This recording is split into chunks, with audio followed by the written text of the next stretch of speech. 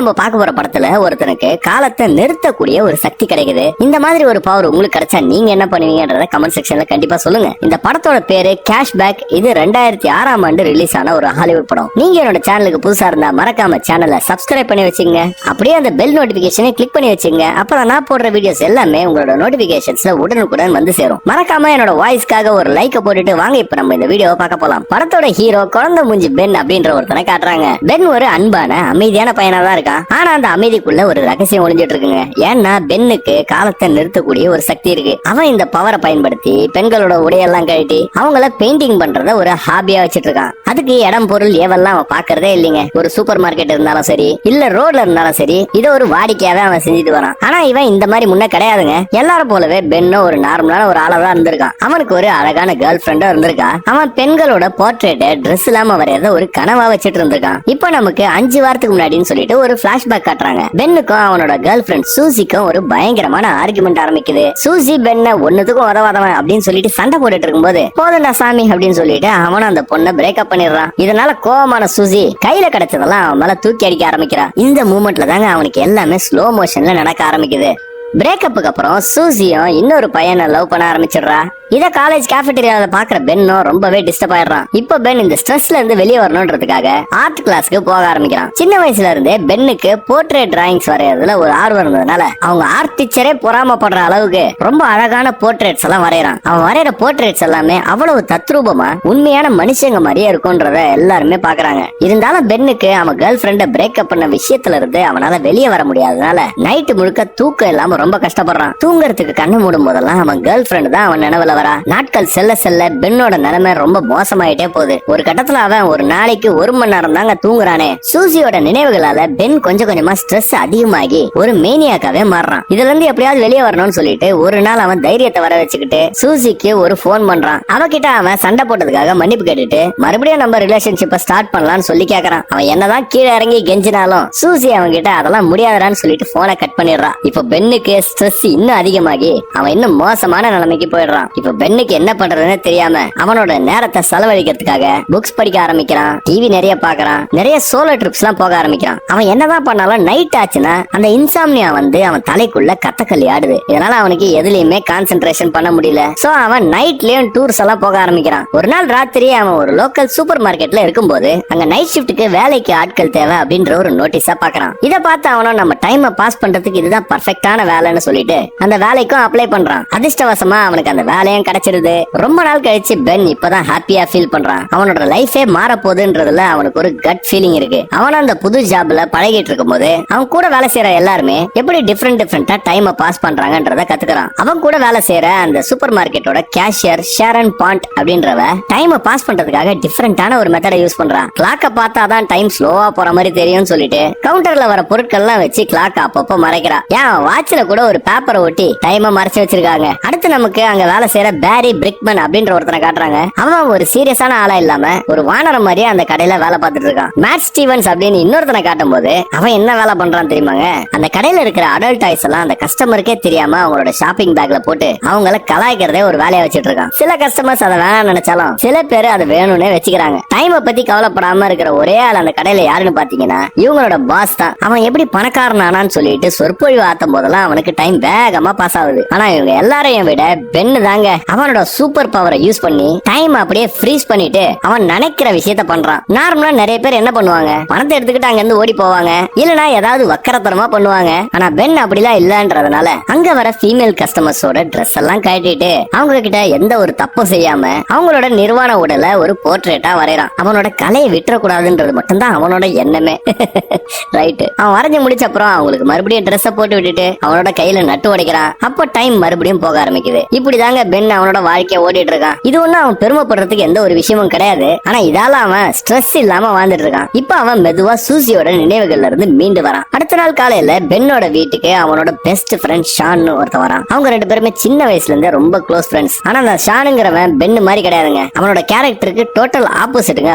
அவன் girls pickup பண்றதே ஒரு தொழிலா பண்ணிட்டு இருக்கான். இதுக்காகவே அவன் ஒரு கிளப் விடாம எல்லா கிளப்புக்கும் அந்த ஊர்ல போறான். அன்னைக்கு நைட்டு வேலைக்கு போற பென் அந்த லாக்கர் ரூம்ல கேஷியர் ஷாரனை மீட் பண்றான். அவனுக்கு அந்த பொண்ணு மேல ஏதோ ஒரு கிரஷ் இருக்குங்க. ஆனா அவகிட்ட பேசுறதுக்கு அவனுக்கு தைரியமே வரல. அந்த நேரத்துல அவன் ஒரு சாண்ட்விச் கையில வச்சிட்டு இருக்கும்போது அந்த பொண்ணு பேசிக்கிட்டு அந்த சாண்ட்விச்ல இருந்து ஒரு கடி கடிக்கிறா. அப்போ அதுல இருந்த ஜாம் கொஞ்சமா அவ கண்ணத்துல ஒட்டிக்குது. அவ அதை துடைக்கிறதுக்கு கஷ்டப்படும் போது பென்னும் அதை தொடச்சு விட்டு அவளுக்கு ஹெல்ப் பண்றான். அடுத்து இந்த பொண்ணை வச்சு என்ன பண்ண காத்திருக்கானோ. அடுத்த சீன்ல அந்த மேட் பென் கிட்ட நான் ஷாரன் கூட ஒரு படத்துக்கு போறேன் அப்படின்ற விஷயத்த சொல்றான். இதை கேட்ட பென்னும் ரொம்ப டிசப்பாயிண்ட் ஆகி ஏன் நமக்கு மட்டும் இதெல்லாம் நடக்கவே மாட்டேங்குது அப்படின்னு நினைக்கிறான். நீ வாயை திறந்து சொன்னாதான் நடக்கும். அப்ப பென்னோட ஸ்கூல் டேஸ பிளாஷ்பேக்ல காட்டுறாங்க. அவன் கிளாஸ்ல ஒரு அழகான ஸ்மார்ட்டான பொண்ணு இருக்கா. அந்த கிளாஸ்ல இருக்கிற எல்லாருக்குமே அந்த பொண்ணு ரொம்ப பிடிக்குது. அவ ஒரு நாள் கையில அடிபட்டு இருக்கும் போல அதுக்காக கையில கட்டு போட்டு வச்சிருக்கா. அவளோட ஃப்ரெண்ட்ஸும் அவளை என்கரேஜ் பண்றதுக்காக அந்த கட்டுல நிறைய விஷயத்த எழுதுறாங்க. இப்படி இருக்கும்போது பென்னும் அந்த கட்டுல ஏதாவது எழுதணும்னு நினைக்கிறான். ஆனா அவன் ரொம்ப கூச்ச சுபாவம்ன்றதுனால அந்த பொண்ணு கிட்ட போறது கூட பயப்படுறான். ஆனா இப்ப பென்னுக்கு காத்தி இவன் பக்கம் அடிக்குதுங்க. ஏன்னா அந்த கை சரியான உடனே அந்த பொண்ணு கட்டை கைட்டிடுறா. காமெடி என்னன்னா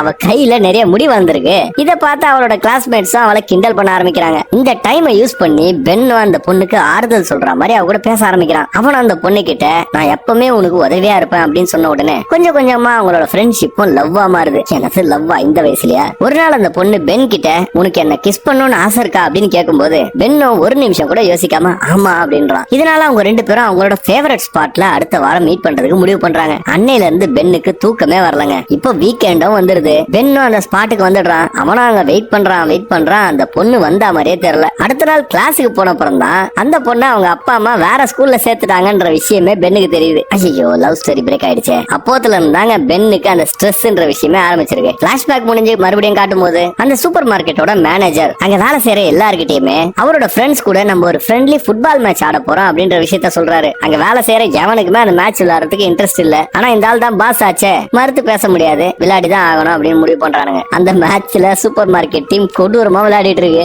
அதுல எவனுக்குமே ஃபுட்பால் விளையாட தெரியலங்க. ஆப்போசிட் டீம் மாறி மாறி கோல் மழையா போயிட்டு இருக்காங்க. இப்போ அவங்களோட ஸ்கோர் 26-0 இருக்கு. போதடா சாமின்னு முடிவு பண்ண பென்னும் டைமை ஃப்ரீஸ் பண்ணி அந்த லாக்கர் ரூம்குள்ள போறான். அப்போ திடீர்னு அந்த லாக்கர் ரூம்ல இருந்த இன்னொருத்தன் டைம் அன்ஃப்ரீஸ் பண்ணி அவங்க இருந்து ஓட ஆரம்பிக்கிறான். இப்பதான் பென்னுக்கே தெரிய வருது அவனுக்கு மட்டும் இந்த சூப்பர் பவர் இல்ல அப்படின்றது. இதனால மறுபடியும் அவன் நட்டு உடைச்சு டைம் நார்மல் ஆக்கிடுறான். கொஞ்ச நேரம் கழிச்சு அந்த கேம்ல அந்த மேட்ன்றவன் கண்ட மேனிக்கு அந்த ஃபுட்பாலை உதைக்கும் போது அது அவங்க பாஸ் மூஞ்சில பட்டு அந்த ஆள் மூக்குல இருந்து ரத்தம் குடங்குடமா கொட்டுதுங்க. இதனால எல்லாரும் ஜாலியா மேட்ச் முடிஞ்சு போச்சு அப்படின்னு சொல்லிட்டு வீட்டுக்கு போயிடுறானுங்க. இப்போ பென்னும் ஷாரனும் மட்டும் தான் அந்த கிரவுண்ட்ல தனியா இருக்காங்க. அடுத்த சீன்ல பென்னும் ஷாரனும் ஒரு ரெஸ்டாரண்ட்ல காஃபி சாப்பிட்டுக்கிட்டு ஒருத்தருக்கு ஒருத்தர் பேசி தெரிஞ்சுக்க ஆரம்பிக்கிறாங்க. அப்பதான் பென்னுக்கே தெரிய வருது ஷாரன் சிங்கிள் அப்படின்றது. மேட்ச் சும்மா பந்தா காட்டுறதுக்காக தான் அவ கூட நான் சினிமாக்கு போறேன் அதுக்கு போறேன்னு சொல்லிருக்கான் போல. இப்படிதாங்க ஊருக்குள்ள நிறைய பேர் சுத்துவான். அப்போ ஷாரன் பென்னு கிட்ட கொஞ்சம் ஓப்பனா பேச ஆரம்பிக்கிறா. எனக்கு ஒரு உண்மையான பெயிண்டரை பார்க்கணும்னு ரொம்ப நாள் ஆசை. ஏன்னா அவங்க மட்டும்தான் உள்ள அழக தங்களோட பெயிண்டிங்ஸ் மூலமா வெளியே பிரதிபலிப்பாங்க அப்படின்னு சொல்றா. பிரதிபலிப்பாங்களா? பென்னு ஒரு செம்மையான பெயிண்டர்ன்றதுனால அவங்க ரெண்டு பேருக்குள்ள கெமிஸ்ட்ரி ஒர்க் அவுட் ஆயிடுது. அந்த காஃபியை குடிச்சிட்டு பென்னும் ஷாரனை வீட்டுல விடும்போது ஒரு ரொமான்டிக் மூமெண்ட்ல அவளை கிஸ் பண்ண ட்ரை பண்றான். ஆனா அதை சொதப்பி வச்சு தப்பா கிஸ் பண்றாங்க. ஏண்டா ஜாம் ஓட்டிக்கிச்சு நக்குனியா? அடுத்த நாள் அந்த சூப்பர் மார்க்கெட்டோட மேனேஜர் மூஞ்சில ஒரு பிளாஸ்டர் ஓட்டிக்கிட்டு அவரோட பர்த்டேக்கு ஒரு பார்ட்டி வைக்க போறேன்ற விஷயத்த ஷாரன் கிட்ட சொல்லிட்டு இருக்காரு. ஷாரனும் பென் கிட்ட டேட்டுக்காக கூப்பிடுறா. அவனும் வர்றதுக்கு சம்மதிச்சிடறான். இப்ப அந்த பாஸ் அந்த பசங்க எல்லாருமே கூப்பிட்டு அவரோட பர்த்டே பார்ட்டிக்கு ஒருத்தருக்கும் ஒரு வேலை கொடுக்குறாரு. அதுல பென்னுக்கு அவர் கொடுக்குற வேலை என்னன்னா ஒரு ஸ்ட்ரிப்பரை கூட்டிட்டு வர சொல்றாரு. பென்னுக்கு முன்ன பின்ன அந்த மாதிரி பழக்கமே கிடையாது. இருந்தாலும் அவனோட பெஸ்ட் ஃப்ரெண்ட் ஷானுக்கு இந்த விஷயம் எல்லாம் தெரியும்ன்றதுனால அவங்க கிட்ட உதவி கேக்குறான். அவனுக்கு ரெண்டு பேரும் ஒரு லோக்கல் கிளப்புக்கு போய் ஒரு ஸ்ட்ரிப்பரை ஹையர் பண்றானுங்க. அடுத்த நாள் பென்னுக்கு ஒரு கால் வருது. அந்த கால்ல ஒருத்தன் அவன் அந்த ஊர்ல ஒரு ஆர்ட் கேலரி வச்சிருக்கானோ. பென் வரைகிற ஆர்ட்ஸ அந்த கேலரியில டிஸ்பிளே பண்ண சொல்லி கேக்குறான். இதை கேட்ட உடனே பென்னுக்கு ரொம்ப சந்தோஷமாயிடுதுங்க. ஏன்னா வாழ்க்கையிலேயே முதல் முறையா ஒருத்தர் பென்னோட ஆர்ட்டை பாராட்டி பேசுறாரு. ஆனா அவனுக்கு தெரியாது அது வெறும் ஒரு பிராங்க் கால் தான். பெரிய மேட்டம் தாங்க அந்த பிராங்க் கால பண்றானுங்க. அன்னைக்கு ராத்திரி பென் ஷாரனை பார்ட்டிக்காக பிக்கப் பண்ணும்போது அவனோட ஆர்ட்டை டிஸ்பிளே பண்றதுக்காக ஒரு ஃபேமஸ் ஆர்ட் கேலரியில கூப்பிட்டுருக்காங்கன்னு சொன்ன உடனே ஷாரனா அந்த நியூஸை கேட்டு ரொம்ப சந்தோஷப்படுறா. அதுக்கப்புறம் அவங்க ரெண்டு பேரும் பார்ட்டிக்கு வராங்க. பார்ட்டியும் கோலாகலமா நடந்துட்டு இருக்கு. ஷான் வழக்கம் போல லேடிஸை கரெக்ட் பண்ணிட்டு இருக்கான். மேட்டும் பேரியும் ரோபோட்ஸ் மாதிரி டான்ஸ் பண்ணிருக்கானுங்க. அவங்க பாஸ் அந்த பார்ட்டியில டிஜேவா வேலை பார்த்துட்டு இருக்காரு. அந்த நேரத்துல அந்த பார்ட்டியில பென்னோட எக்ஸ் கேர்ள் ஃபிரெண்ட் சூசி வந்திருக்கா. இப்ப சூசி அந்த பாஸோட தம்பியோட கேர்ள் ஃபிரெண்டுன்றது நமக்கு காட்டுறாங்க. கொஞ்ச நேரத்துல இவங்க ஹையர் பண்ண ஸ்ட்ரிப்பரும் வராங்க. பென் அந்த நேரத்துல பாத்ரூமுக்கு போலான்னு போகும்போது சூசி அவனை மீட் பண்ணி மறுபடியும் அவங்க ரிலேஷன்ஷிப்பை ஸ்டார்ட் பண்ணலாம்னு சொல்லி கேக்குறா. ஆனா அதுக்கு பென் நான் இப்ப இன்னொருத்தி கூட கமிட் ஆயிட்டேன், என்னால எதுவும் ஸ்டார்ட் பண்ண முடியாது அப்படின்னு சொல்லிடுறான். ஆனா சூசி விடுற மாதிரி தெரியலங்க. அவனை வற்புறுத்திக்கிட்டே அவனை கிஸ் வேற பண்றா. ஆனா நம்ம பென் அவளை பிடிச்சி தள்ளி விட்டுட்டு திரும்பி பார்க்கும்போது இருக்கும்போது இது எல்லாத்தையுமே ஷாரன் பாத்துடுறா. பென்னும் ஷாரன் கிட்ட நீ நினைக்கிற மாதிரிலாம் இல்லன்னு சொல்லி பாக்குறான். ஆனா ஷாரன் கோவமா ஏமாற்றத்தோட அந்த பார்ட்டியை விட்டு போயிடுறா. ஷாரனோட வீட்டுக்கு போய் பென்னும் அவளை கன்வின்ஸ் பண்ணலாம் ட்ரை பண்றான். ஆனா ஷாரன் கோவத்துல பென்னை கரிச்சு கொட்டுறா. இதனால கடுப்பான பென்னும் அங்க இருந்து கிளம்பிடுறான். இப்ப பென்னுக்கு மறுபடியும் பிரேக்கப் ஆயிடுறதுனால மறுபடியும் தூக்கம் வராம அவன் ரொம்ப கஷ்டப்படுறான். சரி, இப்ப இதுல இருந்து எப்படியாவது வெளியே வரணும்ன்றதுக்காக அவனை ஏற்கனவே ஒரு ஆர்ட் கேலரியில கூப்பிட்டாங்கன்னு சொன்னால அந்த ஆர்ட் கேலரிக்கு ஒரு நாள் காலையில பென் போறான். ஆனா சோகம் என்னன்னா அந்த கேலரியோட ஓனர் நான் அந்த மாதிரிலாம் உனக்கு அப்பாயின்மெண்டே கொடுக்கலையே அப்படின்னு சொல்றாரு. ஏன்னா பென்னுக்கு வந்தது வெறும் பிராங்க் கால் தானே, அது இவனுக்கு தெரியாது. ரொம்பவே ஏமாற்றமான பென்னும் அங்க இருந்து போலான்னு நினைக்கும் போது அந்த கேலரி ஓனர் பென் கையில வச்சிட்டு இருந்த அவன் ஷாரனை வரைஞ்ச சில பிக்சர்ஸ் வாங்கி பாக்குறாரு. அப்ப அவரு ஆச்சரியப்படுற வகையில இந்த பிக்சர்ஸ் எல்லாம் என்னோட ஆர்ட் கேலரியில டிஸ்ப்ளே பண்ண முடியுமான்னு கேக்குறாரு. பென் ரொம்ப ஹாப்பி ஆயிடுறாங்க. சில நாள் கழிச்சு ஷாரனுக்கு அந்த ஆர்ட் கேலரியோட அபிஷியல் இன்விடேஷனை பென் அனுப்புறான். என்னதான் அவளுக்கு பென் மேல கோவம் இருந்தாலும் அங்க போறதுக்கு அவ முடிவெடுக்கிறா. அவளும் அந்த ஆர்ட் கேலரி போய் பார்க்கும்போது அங்க இருந்த பிக்சர்ஸ் எல்லாம் பார்த்து ஸ்டன் ஆயிடுறாங்க. ஏன்னா எல்லாமே இவளோட பிக்சர்ஸ் தான். பென் மத்த பொண்ணுங்க எல்லாம் வரையறதை நிறுத்திட்டு ஷாரனை மட்டுமே வரைஞ்சிருக்கான். அப்பதான் அவளுக்கு பென் அவளை எவ்வளவு லவ் பண்றான்றதே புரியுது. அதே போல பென் இவளை தவிர வேற எந்த பொண்ணுமே பார்க்கலன்றதையும் இவ புரிஞ்சுக்கிறான். அந்த நேரத்துல பென் ஷாரனை பார்த்துட்டு அன்னைக்கு பார்ட்டியில என்ன நடந்ததுன்னு சொல்ல ட்ரை பண்றான். ஆனா ஷாரன் அதுக்கு பென் கிட்ட அதெல்லாம் ஒன்னும் பெரிய விஷயம் கிடையாது, நான் அதெல்லாம் மன்னிச்சிட்டேன்னு சொல்றா. அந்த நேரத்துல அவங்க ரெண்டு பேரும் ரொமான்டிக்கா ஒரு கிஸ் பண்றாங்க. கடைசி சீனை காட்டும் போது